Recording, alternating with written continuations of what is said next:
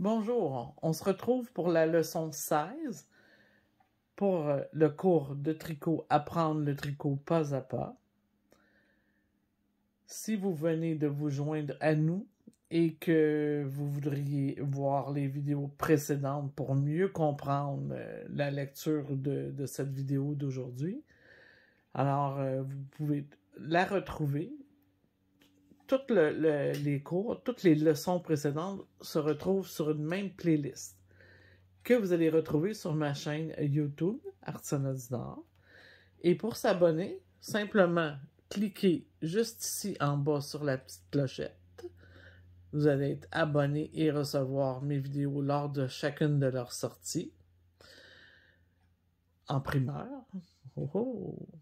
Et ici, sur le petit icône à ma gauche, l'icône de mon commerce, du nom de ma chaîne, vous allez retrouver directement la chaîne. Et à ce moment-là, vous allez être capable de voir soit seulement une vidéo, ou soit la playlist que vous allez retrouver toutes les leçons précédentes sur cette même playlist qui se nomme Apprendre le tricot pas à pas. Alors c'est facile, de cette façon, avec la playlist, vous n'aurez pas à chercher à droite et à gauche la vidéo 1, la vidéo 2, 3, 4. Vous avez qu'à sélectionner playlist, Apprendre le tricot pas à pas, et toutes les vidéos vont apparaître en haut à droite de votre écran là, si vous êtes sur un ordinateur. Alors aujourd'hui, on se retrouve pour la continuité du chapitre des torsades. Dans la vidéo 14 et 15, on a appris déjà la technique des torsades. Aujourd'hui, nous allons faire le point de torsade à 8 mailles.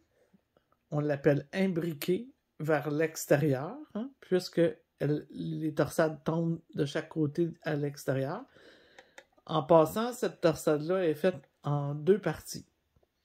Et c'est ce qu'on va étudier aujourd'hui. Comme ça, les gens vont comprendre comment faire cette torsade.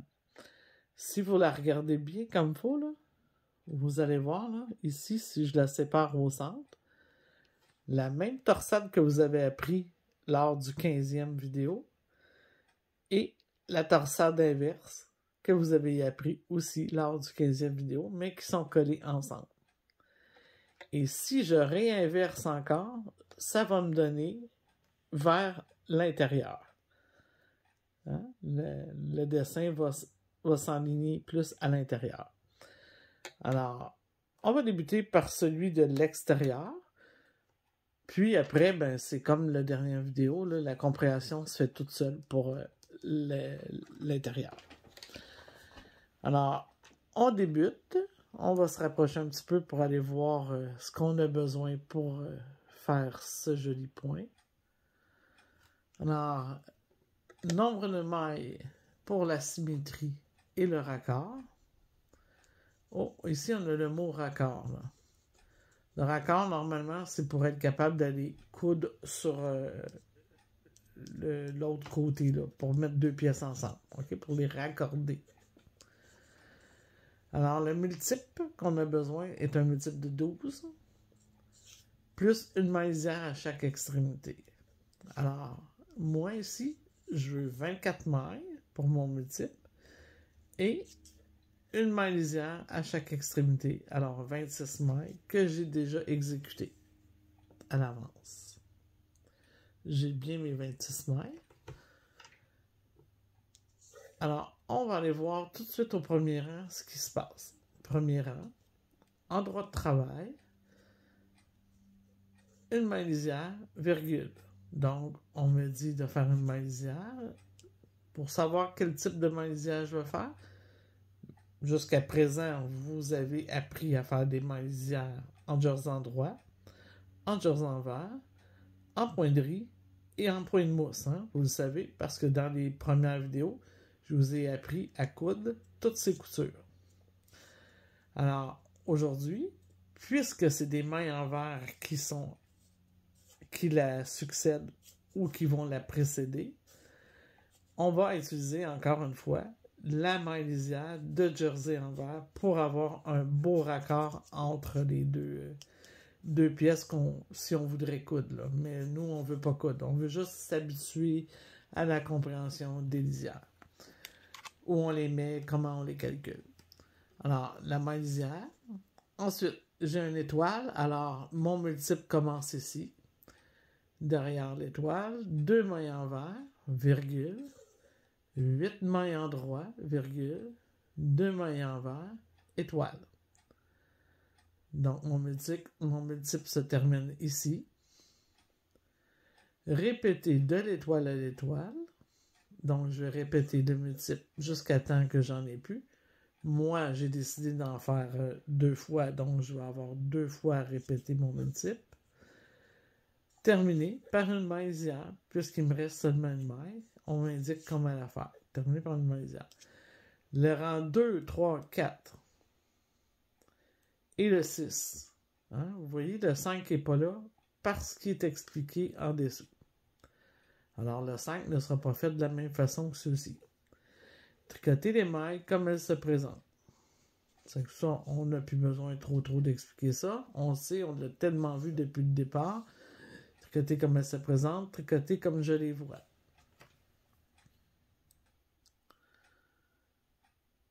Maintenant, au rang 5. OK? Le rang 5, je ne l'expliquerai pas tout de suite parce que lorsqu'on va le fabriquer, on va tout l'expliquer. Et on a déjà l'apprentissage du cours 15 précédent, qu'on sait un peu où on s'en va là. Hein? Alors, on va juste aller voir un petit peu le graphique avant de commencer. On a toujours dit que le graphique était seulement pour indiquer le multiple. Hein? Alors, j'ai bien 12 mailles. Si je regarde le nombre de mailles du bas ici, c'est bien indiqué 12 mailles. Ensuite, à ma droite, j'ai tous les chiffres impairs qui sont ceux de l'endroit de travail. Et à ma gauche, j'ai tous ceux des chiffres pairs qui sont l'envers du travail. La légende, normalement, est identique à celle que j'ai toujours connue parce qu'on est dans la même revue depuis le début. Et ici, les petits diagrammes, on les connaît déjà parce que c'est ceux qu'on a employés dans le cours de la leçon 15. Alors, on va les réexpliquer au fur et à mesure qu'on va les travailler. Alors, c'est pour mon multiple. Alors, si je lis mon premier rang, on me disait de faire, on va l'accompagner avec le multiple, avec le graphique, excusez. On me dit de faire ma première lisière que j'ai choisi de faire en jersey envers. Ensuite, je commence le multiple par 2 mailles envers.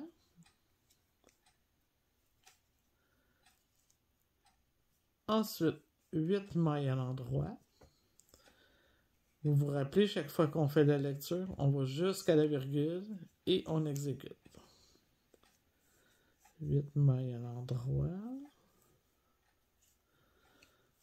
Je n'ai pas compté.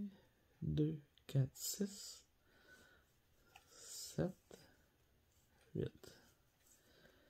Et mes 2 mailles envers pour terminer mon multiple. Bon, maintenant, je recommence mon multiple parce que j'ai assez de mailles pour en refaire un deuxième, mais un petit in, on l'avait prévu, hein? J'avais dit 2 fois 12. OK? Logiquement, c'est facile à se souvenir. Alors, je répète 2 mailles envers, mais 8 mailles en droit.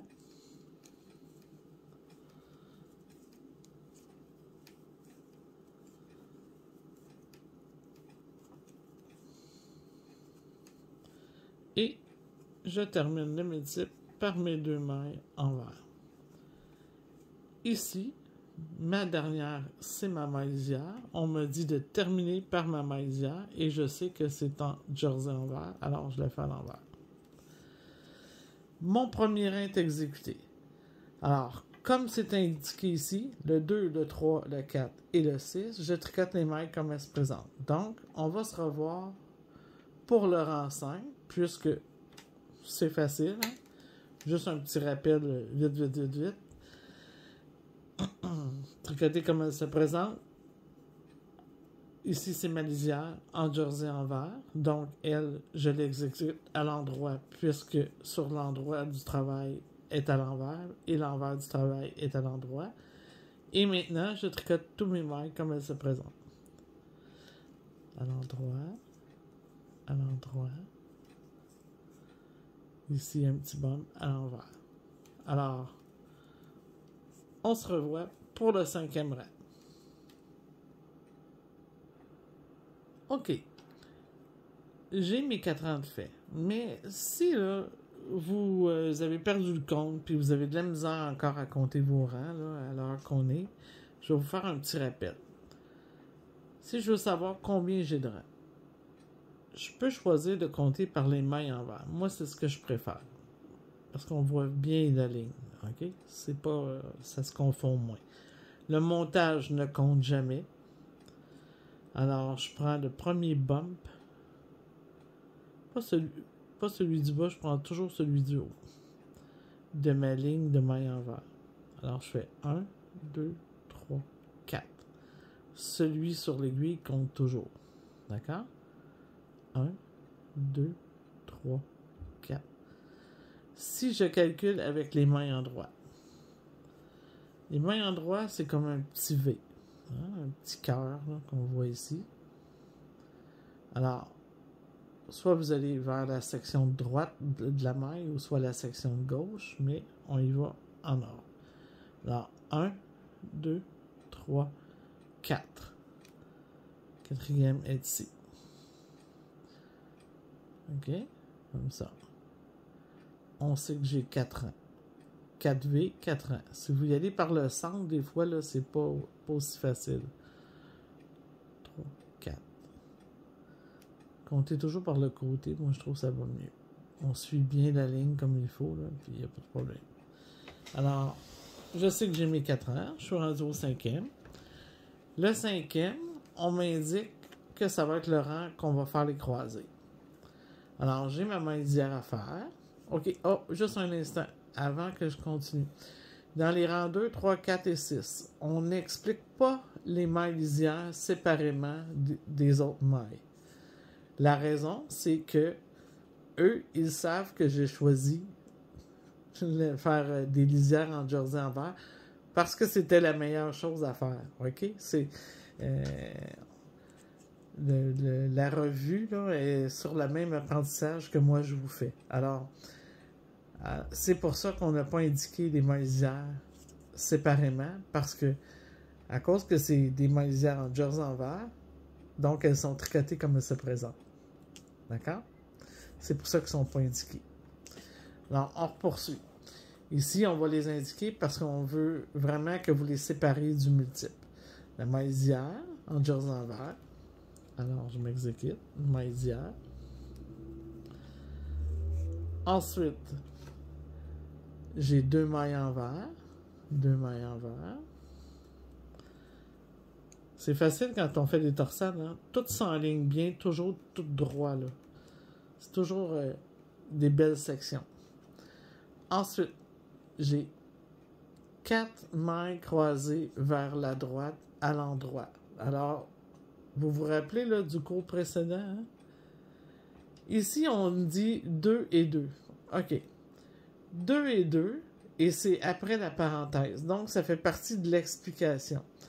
Alors, ça veut dire que ça va me prendre 2 groupes de 2. 2 et 2. Pour pouvoir faire ma torsade. Vous vous en rappelez, à la 15e, je prenais 2 mailles que je glissais devant et 2 qui poursuivaient après. Alors, c'est pour ça qu'on indique 2 et 2. Ici, là, ça, on s'en sert pratiquement plus maintenant là, dans le monde moderne du tricot. Mais ça se peut que vous le voyez écrit. Donc, c'est bon de savoir que ça se peut. Qu'on donne autant d'informations que ça, juste pour faire le point qu'on n'avait pas besoin. Alors, ça dit glisser 2 mailles sur une aiguille à torsade qu'on va placer derrière le travail. OK? Alors, on va faire ça tout de suite. On va aller chercher la petite aiguille à torsade. On va toujours glisser. C'est pas indiqué, hein? Ça ne dit pas de glisser à l'envers, mais il faut glisser à l'envers pour ne pas changer les mailles de sens. Et je vais le faire tomber derrière le travail. Alors, vraiment, c'est derrière. Ensuite, on me dit de tricoter les 2 mailles suivantes à l'endroit. Alors, c'est pour ça que c'est 2 et 2. 2 sur la torsade, 2 que je tricote. Et je vais reprendre, comme on a appris, sur l'autre côté opposé de mon aiguille auxiliaire, et tricoter mes 2 mailles à l'endroit. Alors, jusqu'à présent, c'est exactement comme dans votre vidéo 15, lorsqu'on disait tomber sur la droite. OK? Si je regarde mon graphique, on voit bien mes 2 mailles envers. On voit bien que c'est tombé sur la droite. J'ai pris mes 4 mailles pour le faire, comme on m'indique ici. Et maintenant, pour les 4 prochaines mailles, ça va être tombé sur la gauche. 4 mailles gauche. Alors, je vais aller voir dans les écrits. On est rendu ici. Virgule. D'accord? Là, moi, je m'étais exécuté là, avant d'avoir tout terminé, là, parce que je savais par cœur. Alors, tout ce qu'on a fait, là, c'est toute cette parenthèse-là jusqu'ici, jusqu'à la virgule. Maintenant, on me dit, faites 4 mailles croisées vers la gauche, c'est ce que je viens de vous expliquer, à l'endroit. Donc, 2 et 2, la même chose que tantôt, ça va me prendre 4 mailles pour le faire. Alors, je vais glisser 2 mailles sur une aiguille à torsade que je vais placer devant le travail, tricoter à l'endroit les 2 mailles suivantes, puis les 2 mailles de l'aiguille à torsade. L'explication est terminée, la virgule est arrivée, donc je peux le faire. Alors, je vais glisser 2 mailles, glisser à l'envers pour ne pas changer le sens de mes mailles. Je vais déposer cette fois-ci mon aiguille devant. Je vais tricoter les 2 suivantes à l'endroit. Je vais reprendre mon aiguille auxiliaire en glissant les mailles à l'opposé et tricoter mes 2 mailles à l'endroit. Comme ça ici. Alors, ma torsade imbriquée vers l'extérieur. On le voit là, elle commence. Vu que j'ai fait 2 fois le multiple, vous comprendrez que je vais l'avoir à la refaire ici. Hein? On est rendu bon, on comprend vite, on est capable d'aller vers une logique. Alors, je termine mon multiple en faisant mes 2 mailles envers. Alors, mes 12 mailles de mon multiple sont exécutées. Alors, tout mon petit graphique est fait. Puisque j'en ai pour un autre 12 mailles, je vais reprendre au début du graphique, à la maille 1. Je refais 2 mailles envers. Ici, comme je vous ai expliqué la dernière fois, là, on pourrait mettre un petit marqueur là, pour savoir, pour se rappeler qu'on a toujours 2 multiples. OK? On va refaire mon croisé en glissant mes 2 mailles. La première, je vais les porter derrière. Je tricote à l'endroit. Et je reprends ma torsade.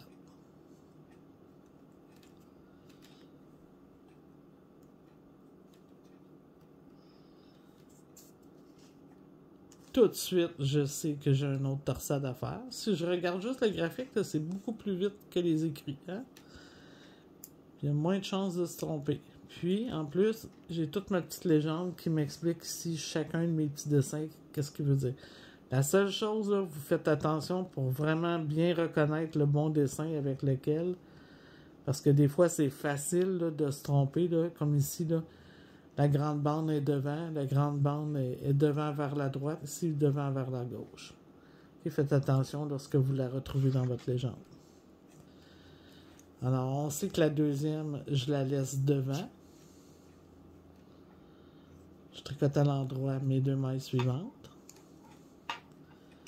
Et je vais reprendre ici mes 2 mailles pour les tricoter à l'endroit.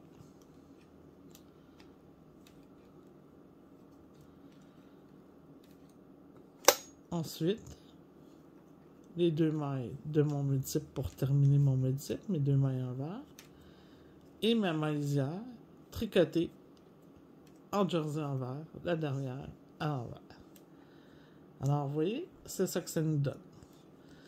Alors, c'est vraiment 2 torsades, comme on a appris dans le 15e vidéo, mais côte à côte. OK? De façon à ce qu'ils soient contraires vers l'extérieur. Si j'avais inversé mes torsades ici, là, elle serait là et elle serait ici, ça me donnerait l'autre torsade qui est vers l'intérieur. La imbriquée, mais vers l'intérieur. Ça sera votre petit devoir, ça. Alors, je suis rendu au rang 6. Et le rang 6, c'est comme elle se présente, avec des lisières, comme elle se présente, puisqu'ils sont en jersey envers. Alors, on fait le rang 6. Et comme dans la vidéo précédente, la 15e, même chose. Lorsque j'arrive à mes croisées, on va faire très attention pour bien les reconnaître, pour ne pas mettre une petite maille endroit sur des envers. Alors, normalement, par logique, je sais que j'ai 8 mailles endroit sur l'autre côté, alors j'ai 8 mailles envers à faire sur ce côté-là. Toujours se servir de logique au tricot. Parce que le tricot, c'est pas imprévisible, c'est prévisible par logique. Si c'est devenu imprévisible, c'est que ça fonctionne pas. Il y a quelque chose qui a été mal observé. Parce que c'est toujours que de logique. Ici, j'ai 4 mailles endroit. C'est le centre entre mes torsades. Et ici, des mailles envers.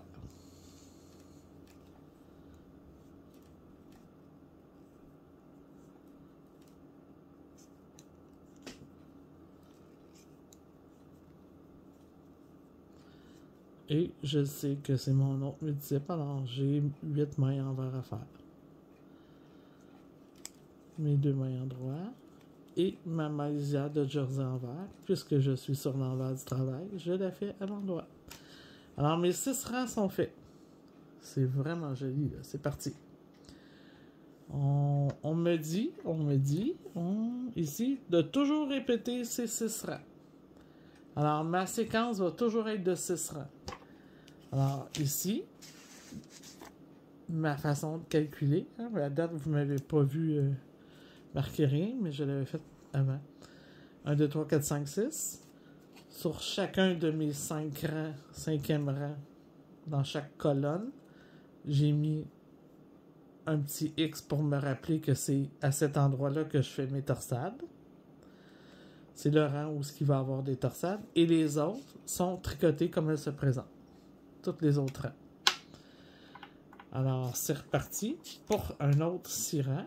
La colonne qui est ici. Puis, on se revoit après pour que je vous montre ce que ça a donné. Ok, je viens de terminer ma deuxième séquence de 6 rangs. J'en ai fait 2 de plus pour que vous voyez bien l'effet de la torsade vers l'extérieur. D'accord? Alors, c'est simple comme ça. C'est que vous avez compris que c'était la combinaison de cette petite torsade-là à 4 mailles et d'un autre jumelé à côté, à l'inverse, qui donne cette magnifique torsade. Alors, aujourd'hui, on a simplement appris à combiner ce qu'on avait appris dans le vidéo précédent. Alors, c'est simple comme ça et ça vous a donné une nouveauté, quelque chose de nouveau.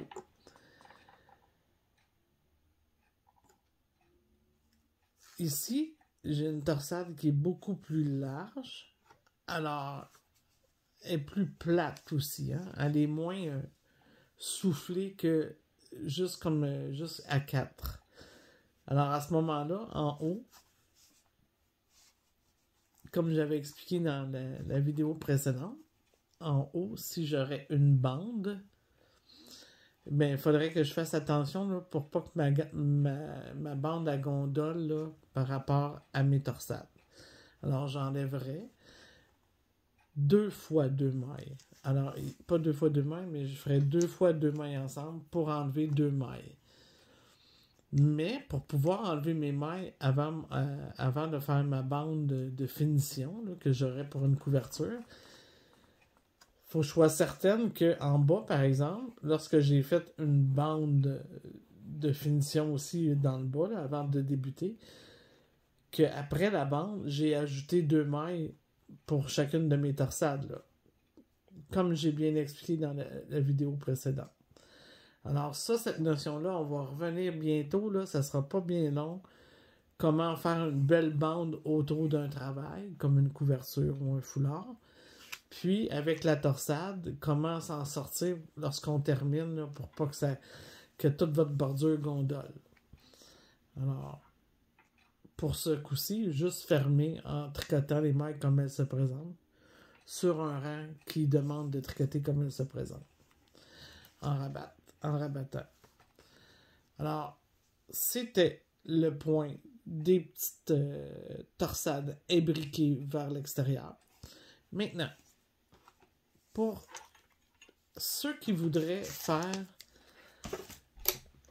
imbriquer vers l'intérieur. Oups, j'ai déjà pris celui-ci. Ouais, vous voyez, c'est exactement pareil, mais comme à l'inverse. Alors, c'est parce que cette fois-ci, la torsade qui était sur ma droite tantôt est sur ma gauche, et celle sur ma gauche est sur ma droite. C'est pour ça que cette fois-ci, elles vont vers l'intérieur. Et ce n'est pas l'échantillon à l'envers. C'est vraiment le contraire. OK? OK. Simple comme ça. Ça, c'était celui d'en bas. Puis pour en haut, ben, il faudrait que cette partie-là soit à gauche et cette partie-là soit à droite. Et ça va me donner exactement ça là.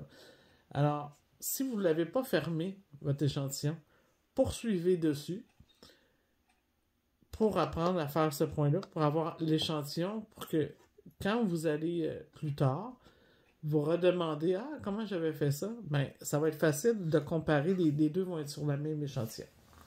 Ou vous pouvez le faire à part aussi, là, qui est encore très très bien, parce que vous allez tout refaire les calculs, recommencer pour approfondir encore plus le point. Alors, c'est simple comme ça. Et on poursuit le monde des torsades. Moi, je vous le dis, là, après le chapitre des torsades, vous allez être mordu du tricot jusqu'à la fin de vos jours. C'est vraiment les torsades qui donnent le goût de tricoter. Là.